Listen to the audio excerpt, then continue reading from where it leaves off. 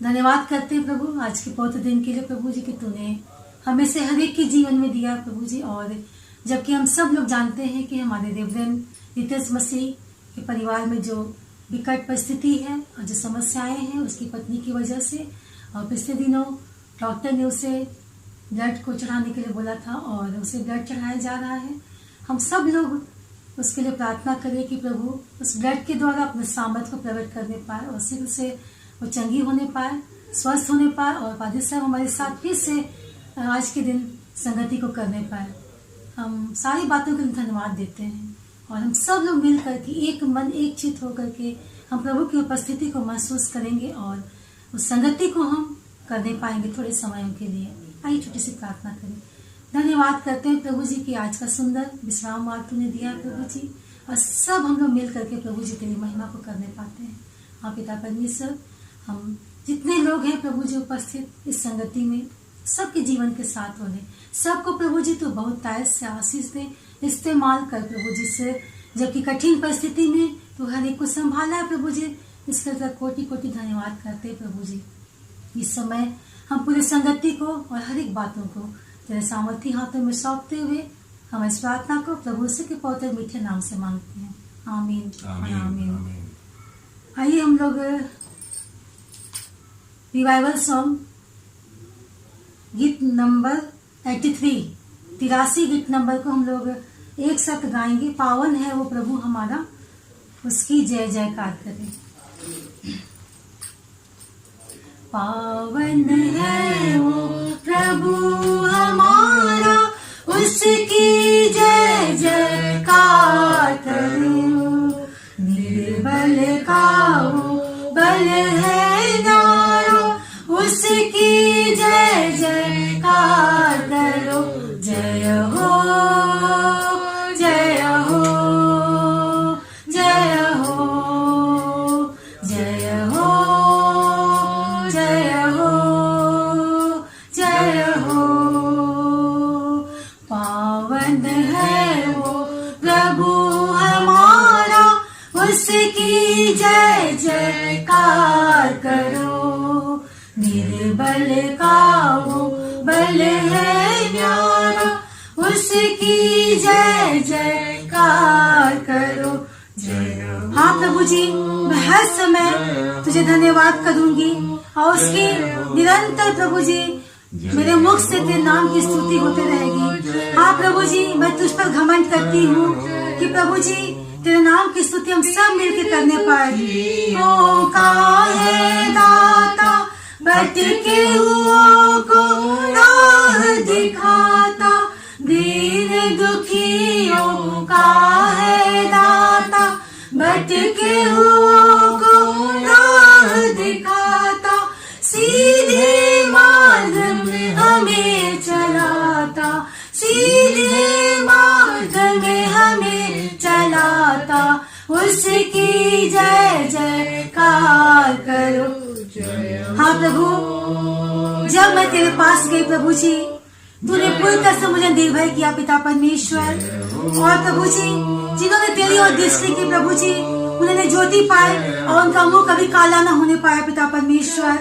हमारा बड़ा महान निर्बुद्धियों को देता ज्ञान, प्रभु हमारा बड़ा महान निर्बुद्धियों को देता ज्ञान, पतितों का वह बचाता प्राण, पतितों का वह बचाता प्राण, उसकी जय जयकार करो।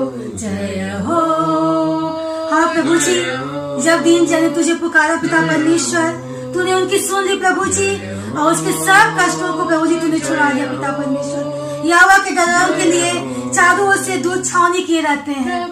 हमारा बड़ा महान निर्बुद्धियों को देता ज्ञान, प्रभु हमारा बड़ा महान निर्बुद्धियों को देता ज्ञान, पतितों का वह बचाता प्राण, पतितों का वह बचाता प्राण, उसकी जय जयकार करो। हाँ प्रभु जी, तो कहता परख कर देखो कि यहोवा कैसा भला है, क्या ही धन्य और पुरुष जो उसकी ओर शरण लेते हैं। हे यहोवा के पुत्र लोगों, यहोवा का भय मानो, और क्योंकि उसके डर को किसी बात की घटी नहीं होती है। प्रभु की महिमा परमपार, जग का है वो तारनहार। प्रभु की महिमा अपरंपार, जग का है वो तारनहार। मानो से अपना आधार, मानो से अपना आधार, उसकी जय जयकार करो। प्रभु कहता है वचन में, हे लड़को आओ मेरी सुनो कि मैं तुमको यहोवा का भय मानना सिखाऊं। वह कौन मनुष्य है जो जीवन की इच्छा रखता है और दीर्घायु होना चाहता है, ताकि भलाई को देखे और अपनी जीभ को बुराई से रोक रखे और अपने मुंह को चौकसी करे कि उसके छल की बात ना निकले। आमीन। धन्यवाद प्रभु, सचमुच में ये सुंदर गीतों के द्वारा प्रभु जी तेरी महिमा को करने पाए। प्रभु जी इस समय प्रभु जी जबकि हम तेरे वचनों को जाएंगे पिता परमेश्वर, तेरे वचनों को प्रभु जी हम सुनेंगे, प्रभु जी पढ़ेंगे और उस पर मनन करेंगे पिता परमेश्वर। इस समय प्रभु जी तेरी उपस्थिति को चाहते हैं पिता परमेश्वर कि तू प्रभु जी हर एक के मन हृदय को पिता परमेश्वर एक रागता कर पिता परमेश्वर, उन्हें स्थिर कर पिता परमेश्वर, ताकि प्रभु जी वे तेरे वचन की ओर अपने मनों को लगाने पाए प्रभु जी, और उनके जीवन की जो भी बातें तो सब कुछ मिलकर प्रभु जी भलाई को उत्पन्न पाए और हम उसकी समझ और बुद्धि के साथ अपने जीवन को व्यतीत करने वाले होने पाए। वचन के बोलने वालों को भी तेरे हाथों में सौंपते प्रभु जी, तो उनके होठों को छू शुद्ध और पवित्र कर, जो बातें बोले प्रभु जी सब कुछ तेरी महिमा के लिए, हमारे भलाई के लिए होने पाए। धन्यवाद करते हैं प्रभु जी, समय को हर एक बातों को तेरे हाथों में सौंपते हुए प्रार्थना प्रभु के नाम से मांगते हैं। आमीन, आमीन, और आमीन। आमीन। आइए हम लोग परमेश्वर के वचन को देखेंगे। लिखा है पहला कुरिन्थी उसका 3 अध्याय 16 एवं 17 पद। पहला कुरिन्थियों 3 अध्याय 16 एवं 17 पद।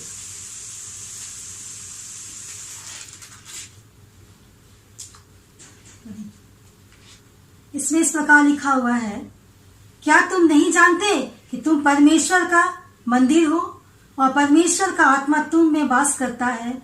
यदि कोई परमेश्वर के मंदिर को नष्ट करेगा तो परमेश्वर उसे नष्ट करेगा, क्योंकि परमेश्वर का मंदिर पवित्र है और वह तुम हो। धन्यवाद। परमेश्वर का यह सुंदर वचन जो हमें अपने अस्तित्व के बारे में बताता है कि हम हैं कौन। परमेश्वर ने मनुष्य की रचना की अपने स्वरूप में और उस पर अपनी आत्मा को उन्होंने दिया है। आज जब हम इस कोरोना वायरस के युग में जी रहे हैं, आज जो समय है वह सारी पृथ्वी पर कोरोना वायरस का प्रकोप फैला हुआ है और लाखों करोड़ों लोग इससे इन्फेक्टेड हैं और बड़ी समस्या हो रही है। एक आदमी परेशान है, हर कोई यह नहीं जानता कि कल क्या होगा उसके साथ। और इस परिस्थिति में मनुष्य बहुत डिप्रेशन में चला जा रहा है। अगर हम आजकल के मीडिया को देखते हैं तो आजकल बहुत जोर से चला हुआ सुसाइड का मामला, जो बॉलीवुड की एक अभिनेता सुशांत सिंह राजपूत के सुसाइड का समाचार चारों तरफ वायरल हो रहा है।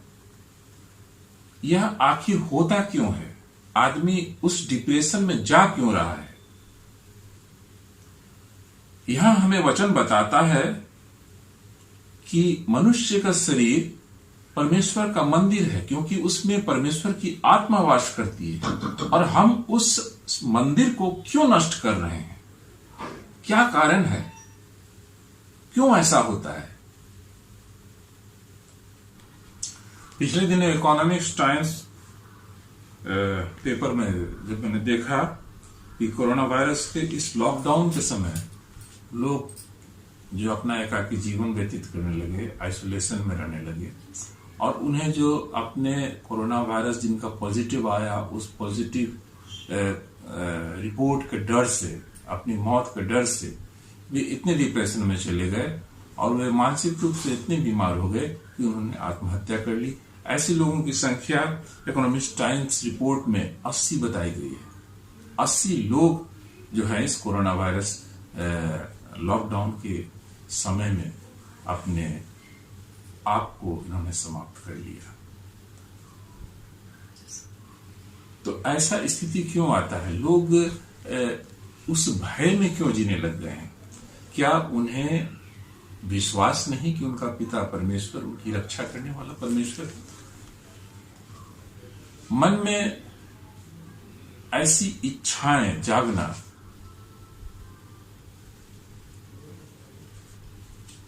जो हम नहीं चाहते हैं वह भी हो जाता है। तो ऐसा अगर मन में आता है तो यह मनुष्य की सबसे बड़ी कमजोरी है और वह इस बात की ओर हमें बताता है कि हम परमेश्वर से दूर होते चले जा रहे हैं।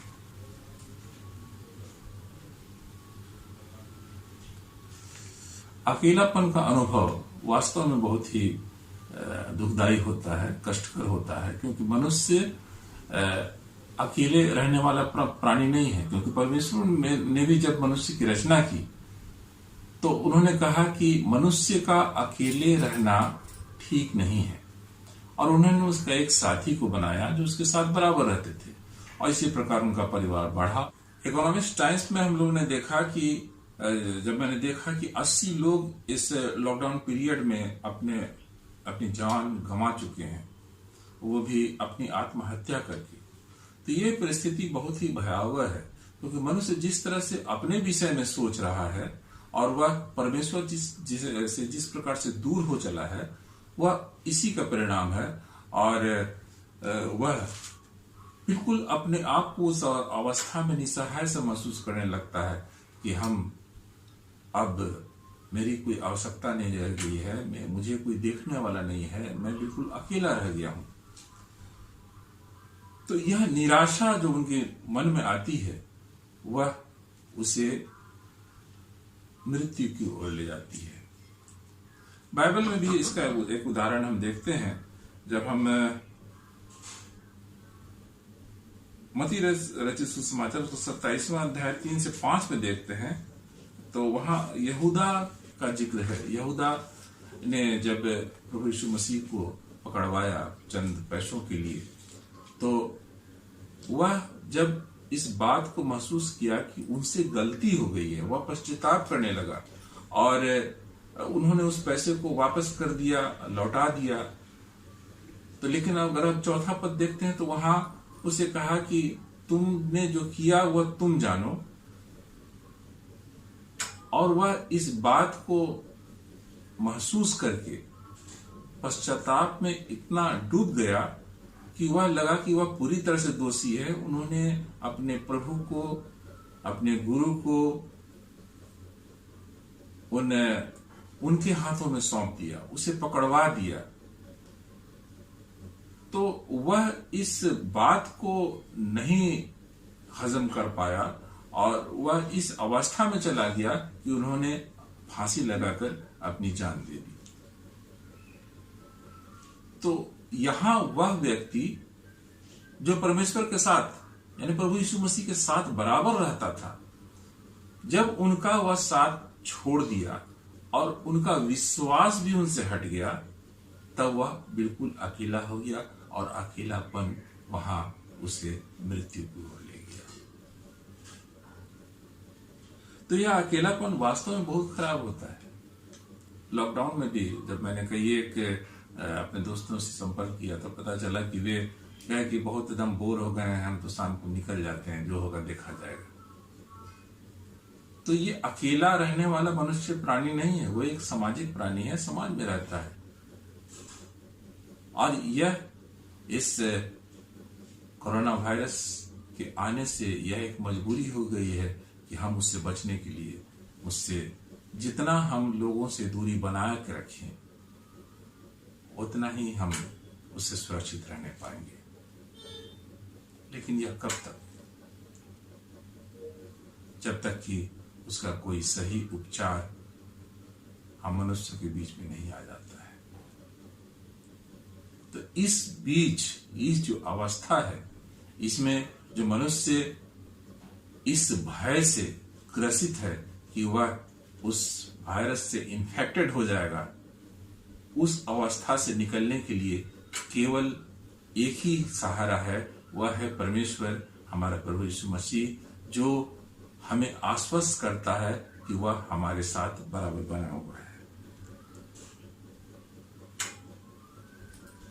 निराशा जब हमारे जीवन में आती है तो हम किस ओर जाते हैं, यह मैंने अभी बताया। अगर बाइबल में हम इस बात को फिर एक जगह हम देखते हैं, वहां प्रेरितों के काम 16वां अध्याय 25 से 29 पदों में दिया हुआ है। 25 से 29 में हम लोग पढ़ेंगे नहीं, बल्कि उनका बिल्कुल शॉर्ट में मैं उनके बारे में बताना चाहूंगा कि वहां पौलुस और सिलास दो बहुत ही धर्मी जन हैं और वह बंदीगृह में डाले गए हैं, क्योंकि जब वे प्रचार किया करते थे प्रभु यीशु मसीह के और परमेश्वर के वचनों का, तब वहां के जो याजक लोग थे, उन्होंने जब देखा कि यह तो लोगों को चंगा करता है और लोगों को परमेश्वर के बारे में बताता है, तो उनका महत्व कुछ कम हो रहा था, तो उन्होंने उसे पकड़वा करके जेल में डलवा दिया। जब वह जेल में चला गया तो वहां वह परमेश्वर की आराधना शाम को कर रहे थे, स्तुति कर रहे थे, गाना गा रहे थे और सारे जो कैदी थे उनके साथ बैठ करके सुन रहे थे। इतने में परमेश्वर की महिमा देखी, वहां यह स्थिति आई कि एक बहुत बड़ा भूमिडोल हुआ, एक भूकंप आया और भूकंप आने के बाद उस कैद खाने का हर एक दरवाजा खुल गया। तो बहुत से कैदी भाग गए। दरोगा वहां का घबराया कि सारी कैदी तो भाग गए, अब तो मेरी नौकरी चली जाएगी, मुझे मौत की सजा मिल जाएगी, मुझे राजा के सामने उपस्थित होना पड़ेगा। और वो बहुत डिप्रेशन में चला गया और वो उन्होंने चाहा कि वह अपने आप को आत्महत्या कर ले। लेकिन प्रभु के जन पौलुस ने, जो वहां पर स्थिर था, उपस्थित था, उन्होंने आवाज देकर जोर से कहा, जब उसे महसूस हुआ कि दरोगा यहाँ आ रहा है और सब जो जेल के फाटकों को खुला देकर के कैदियों को नहीं देकर के वह घबरा गया है और हो सकता है कि वह कुछ गलत काम कर दे, तो उन्होंने उसे पुकार कर कहा, जोर से आवाज देकर कहा कि तू अपने आप को हानि मत पहुंचा, मैं यहां पर हूं।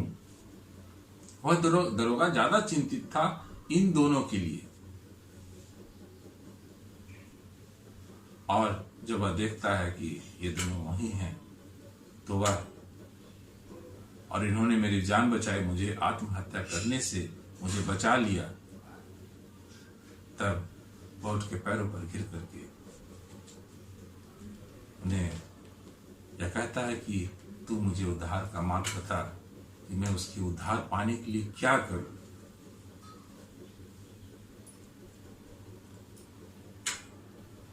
तो परमेश्वर का जन, वह व्यक्ति जो डिप्रेशन में जा रहा था, वह अपने आप को खत्म करना चाहता था, लेकिन जब परमेश्वर की उपस्थिति उस सेवकों के द्वारा वहां थी और उन्होंने उसे बचा लिया।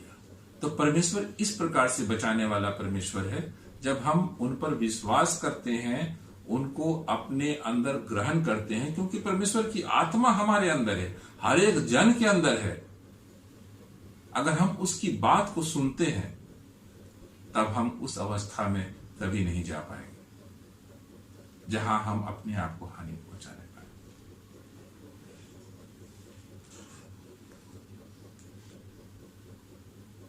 तो परमेश्वर हमें हर तरह से हमारे साथ बराबर बना रहता है, और जैसा कि हम लोगों ने शुरू में कुरिन्थियों के पहली कुरिन्थी उसका 31 अध्याय में हम लोग देखा कि परमेश्वर ने हमारी जो रचना की है मनुष्य की, उसके शरीर में अपने पवित्र आत्मा को दिया है, और हमारा यह शरीर परमेश्वर का मंदिर है। हमें इसे सुरक्षित रखना है, इसे पवित्र रखना है, ताकि शैतान इसमें आकर के प्रवेश न करने पाए।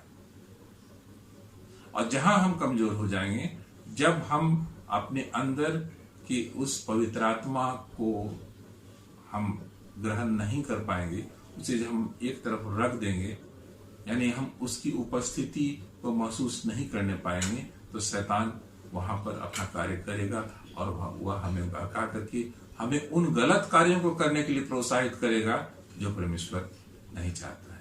और जहां हम पाप में घिरते हैं तो परमेश्वर हमसे दूर हो जाता है, क्योंकि पाप और परमेश्वर दोनों एक साथ नहीं रह सकते। जहां पाप रहेगा वहां परमेश्वर नहीं रहेगा। तो हमें उस पाप को अपने से दूर करना है ताकि परमेश्वर हमारे साथ रहे, पवित्र आत्मा हमारे साथ रहे। जो मन के शुद्ध हैं वह हमेशा परमेश्वर के नजदीकी बनाए रहते हैं।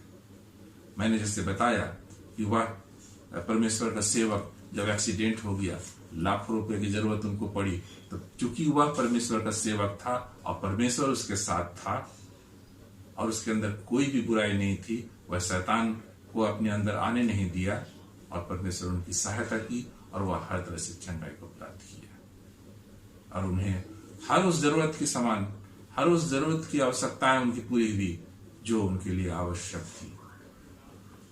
तो परमेश्वर इस तरह से कार्य करता है। तो हमारा जीवन कैसा होना चाहिए? वचन हमें बताता है कि हमें संतोष का जीवन जीना है ताकि हम निराशा में न पड़े। तो संतोष हमारे जीवन में बहुत ही जरूरी है ताकि हम उस पाप में न घिरने पाए, उस लालच या लोभ में न पड़ने पाए। अगर यहाँ इब्रानियों की पुस्तक उसका 13वां अध्याय उसका 5वां पद देखते हैं, इब्रानी 13 उसका 5वां पद, यहाँ लिखा हुआ है, तुम्हारा स्वभाव लोभ रहित हो और जो तुम्हारे पास है उसी पर संतोष करो, क्योंकि उसने आप ही कहा है, मैं तुझे कभी ना छोड़ूंगा और न कभी तुझे त्यागूंगा। परमेश्वर कभी छोड़ने वाला है न त्यागने वाला है। अगर हम परमेश्वर की उन बातों को मानते हैं, उनके साथ अगर हम रहना चाहते हैं, तो हमें उस लोभ को जो हमें भटकाती है उसे छोड़ना होगा। तब हम परमेश्वर की नजदीकी को महसूस करने पाएंगे और तब हमें ना कोई डिप्रेशन होगा, ना कोई हमारे अंदर कोई ऐसी भावना आएगी कि हम अपने आप को हानि पहुंचाएं। अगर हम परमेश्वर को अपने अंदर रखना चाहते हैं तो उस लोभ को, उस लालच को अपने जीवन से निकालना होगा और जो कुछ परमेश्वर ने हमें दिया। परमेश्वर का बहुत ही शांतिदायक वचन हम देखते हैं मत्ती रचित सुसमाचार उसका 11वां अध्याय का 28वां पद, हे सब परिश्रम करने वाले और बोझ से दबे लोगों, मेरे पास आओ, मैं तुम्हें विश्राम दूंगा। परमेश्वर हर एक जन को जो भी परेशानी है, जो भी कष्ट है, जो भी समस्याएं हैं, बीमारी है, तकलीफ है और मन बोझ से भरा हुआ है,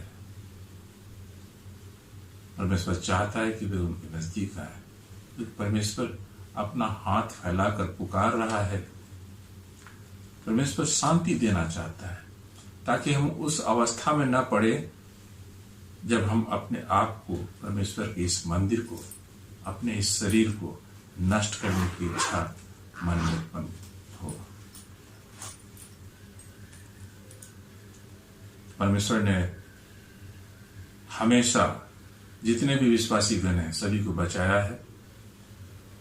अगर हम परमेश्वर पर पूरी तरह से विश्वास करते हैं तो निश्चित जानिए परमेश्वर कभी भी किसी को भी अकेला नहीं छोड़ेगा और वह स्थिति में वह कभी नहीं आ पाएगा जिससे कि उनके मन में बुरे विचार उठे।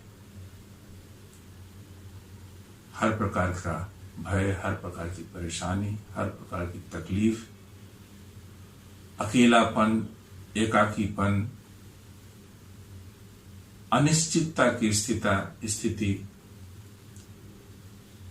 निराशा, सब कुछ परमेश्वर दूर करने की क्षमता रखता है। बस जरूरत है कि हम परमेश्वर को अपने इस शरीर रूपी मंदिर में बसने दें बसा के रखें, ताकि शैतान किसी भी तरह से यहाँ प्रवेश न करने पाए। हम धन्यवाद देते हैं परमेश्वर को आज के सुंदर वचन के लिए। आइए हम छोटी सी प्रार्थना करेंगे। हे परमेश्वर पिता, हम तेरे धन्यवाद देते हैं प्रभु आज के इस सुंदर वचन के लिए जो तूने हमें दिया है। तूने प्रभु हमें ढाढ़स दिया है, हमें उत्साहित किया है। तूने प्रभु हमें फिर से बताया है कि यह हमारा शरीर हमारा नहीं बल्कि प्रभु तेरा है। तू प्रभु इसमें वास करता है। तू प्रभु हमें सामर्थ्य दे कि हम तेरे इस वास को बराबर अपने अंदर बनाए रखें, और प्रभु हम किसी भी रूप में प्रभु इस तेरे मंदिर को अपवित्र न करने पाए। शैतान को इसमें प्रभु किसी भी रूप में प्रवेश न करने दे प्रभु, और होने दे कि हम प्रभु हमेशा तेरे अनुग्रह में, तेरे नजदीकी में प्रभु रहने पाए। तो प्रभु हर एक जन को संभाला है। आज इस छोटी सी कलीसिया, दानापुर की कलीसिया, खगौल की कलीसिया को तेरे हाथों में सौंपते हैं प्रभु। तो हर एक के साथ रह और सभी की रक्षा रखवाली कर। आइए हम अंतिम प्रार्थना करेंगे। हे परमेश्वर पिता, हम धन्यवाद देते हैं प्रभु कि तूने अपने इस दानापुर कलीसिया और खगौल कलीसिया को बराबर संभाल के रखा है और हर एक जन की सुधि लिए प्रभु। और इस विषम घड़ी में जब पूरा राष्ट्र प्रभु, पूरा देश, पूरा विश्व कोरोना वायरस की संकट की चपेट में है प्रभु, और वायरस का प्रकोप दिनों दिन भारतवर्ष में बढ़ता जा रहा है प्रभु, तूने अपने विश्वासियों को सुरक्षित रखा है, सभी की सुधि ली है, और हमें किसी भी बात की, किसी भी भली वस्तु की घटित तूने नहीं होने दिया है, और हर कोई प्रभु तेरे नाम से सुरक्षित रहने पाए। हम धन्यवाद देते हैं प्रभु कि तूने हर एक उन व्यक्तियों की प्रार्थनाओं को सुना है प्रभु। जब हम प्रभु तेरे भवन में एकत्रित नहीं हो पा रहे हैं और इस ऑनलाइन के माध्यम से प्रभु एक दूसरे से जुड़े हुए हैं, फिर भी प्रभु हम जब घरों में प्रार्थनाएं करते हैं प्रभु, तो अपनी उपस्थिति को वहां बनाता है। हम धन्यवाद देते हैं प्रभु कि तूने हमारी हर एक प्रार्थनाओं को सुना है और हर एक का उत्तर दिया है। हम प्रभु प्रार्थना करते हैं कि आने वाले दिन के लिए प्रभु इस परिवार को, इस छोटी सी कलीसिया को, इस परिवार को प्रभु संभाल के रख, और हर एक को प्रभु तू सुरक्षित रख। हम भारतवर्ष के लिए प्रार्थना करते हैं प्रभु। भारतवर्ष जो इस संकट से गुजर रहा है, आर्थिक संकट प्रभु जो हमारे सामने है, तो प्रभु हर एक प्रशासन चलाने वाले प्रधानमंत्री, मंत्रीगण और पदाधिकारी गणों को प्रभु तू मार्गदर्शन उनका कर, ताकि वे इस समस्या से देश को बाहर निकालने पाए। और जो प्रभु कोरोना वायरस का प्रकोप जो है प्रभु, और इसके लिए जो दवाइयों पर रिसर्च हो रही है, उस पर भी तू प्रभु अपना मार्गदर्शन दे, और जितने भी वैज्ञानिक इसमें लगे हैं प्रभु, उन्हें तो बुद्धि से परिपूर्ण कर, उनकी समझ को और ही बढ़ा, ताकि इस वायरस के वैक्सीन का निर्माण वे सही ढंग से करने पाए, और प्रभु हर एक जन प्रभु सुरक्षित रहने पाए। हम प्रार्थना करते हैं तमाम उन विश्वासियों के लिए प्रभु, विश्व के हर एक तमाम विश्वासी जो कोई भी प्रभु तेरे नाम से प्रार्थना करते हैं, उनकी प्रार्थना को सुन प्रभु, और उन्हें इस महामारी से बाहर निकाल, ताकि तेरे विश्वास में वे और भी दृढ़ता से बनने पाए। हर एक उस व्यक्ति की प्रार्थना को सुन प्रभु जो आशा भरी नजरों से प्रभु तेरी ओर देखते हैं और तुझ पर विश्वास लाए। ये छोटी सी प्रार्थना प्रभु यीशु मसीह के नाम से मांगते हैं, सुनिए और स्वराज में ग्रहण कीजिए। आमीन। आमीन, आमीन। हम प्रभु की प्रार्थना एक साथ बोलेंगे। हे हमारे पिता, तुझे स्वर्ग में है, तेरा नाम पवित्र माना जाए, तेरा राज आए, तेरी इच्छा जैसे स्वर्ग में पूरी होती वैसे पृथ्वी पर भी पूरी होने पाए। हमारे प्रतिदिन की रोटी आज हमें दे, और जैसे हमने अपराधों को क्षमा किया है वैसे हमें अपराधों को क्षमा कर, और अपेक्षा में न डाल, परंतु बुराई से बचा, क्योंकि राज, पराक्रम, महिमा सदा तेरे है। आमीन। अब आशीष वचन हम एक साथ ग्रहण करेंगे। हमारे प्रभु से ख्रिस्त की दया, इससे पिता का प्रेम, पवित्र आत्मा का मेल मिलाप हम सबके साथ में जब तो दोबारा ना आए प्रभु जी, हमेशा बने रहने पाए। आमीन। आमीन। जय मसीह की। जय मसीह की।